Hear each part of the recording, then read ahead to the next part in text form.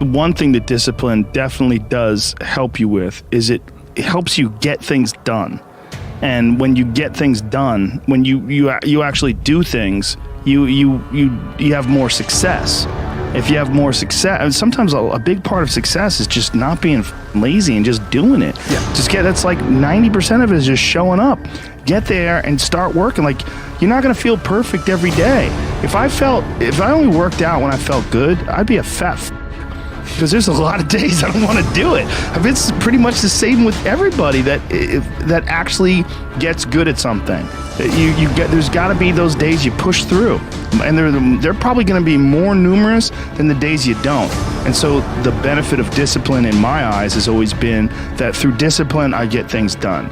I always say that I'm like the most lazy, disciplined person I know because I don't want to do it. Yeah, but I always do.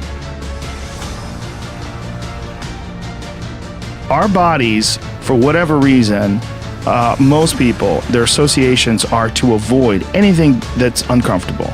But it's so illogical because when you look at comfort and you look at success and progress and the feelings of accomplishment and of getting past certain hurdles in terms of like how you feel about life, a lot of those are connected to discomfort. Like, discomfort is your friend. It really is. Like, discomfort and not being happy and content with certain situations in life or certain feelings in life, they're massive motivators, and they're amazing at facilitating change. And yet our instinct is to avoid those and just sit on the couch and watch some reality show about dudes who make moonshine with our jaw open, like, ooh. It's bizarre. There's a lot of artists and comics, I bet musicians as well, but writers for sure. One of the big problems is sitting down and doing the work. Mm-hmm. And you gotta, and Pressfield talks about that in the most concise and beautiful way. And he labels it like an enemy. He calls it resistance. Mm-hmm. And that you have to sit down, you have to overcome resistance, and that the pro goes to work. And it doesn't matter if you're sick, doesn't matter if you have kids, it doesn't matter what, you're a pro and you go to work. It puts it in your head that this is what I do. This is what, and you have pride in that. And then when you are in front of that keyboard and you look down the count, it says, I got 1,000 words today. I put 1,000 words in. You're doing the work. Yeah. And out of that work, gems blossom. Yeah. Little things, but you might have a day where you just write nothing but dog. So what? Show up again tomorrow. And tomorrow out of that dog, the flower will emerge. You never know. And that's the only way to develop to really develop your potential 100% in anything.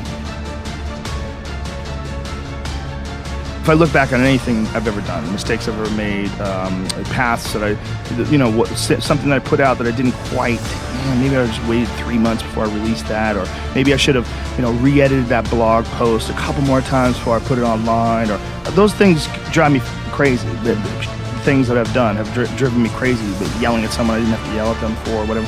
But the most important thing is always for all people to recognize that you're not who you were a year ago. You're not who you were 5 years ago. You're not who you were last week. You're who you are now, and this is the only you have control over. So you gotta regulate how much you dwell on regrets of the past. You really gotta be careful, because it's good to have a little. Because my regrets, whether it's things of professional nature or the very few regrets friendship-wise, which is one thing that makes me very happy. But there's life is strange. There's a lot going on. There's a lot of factors happening in life. But for sure, who I am now wouldn't have ever happened if I didn't fuck up. If I didn't make those mistakes, I wouldn't have understand the importance of friendship and kindness. And if I hadn't been cruel at some point in my life, or someone hadn't been cruel to me, I wouldn't understand the beauty of love. I wouldn't understand the full range of it, because I hadn't felt the sting. If nobody ever punches you in the face, you don't really appreciate safety. Because a lot of people don't even understand what safety is. You could say, oh, we're safe, but you are so not safe at any moment. And when someone's punched you in the face a bunch of times, and you've been in a street fight with some guy you barely knew, you've gotten in an argument with, there's something about regular safety that's sweeter. Yeah. It's more delicious. Yeah. It's more delicious.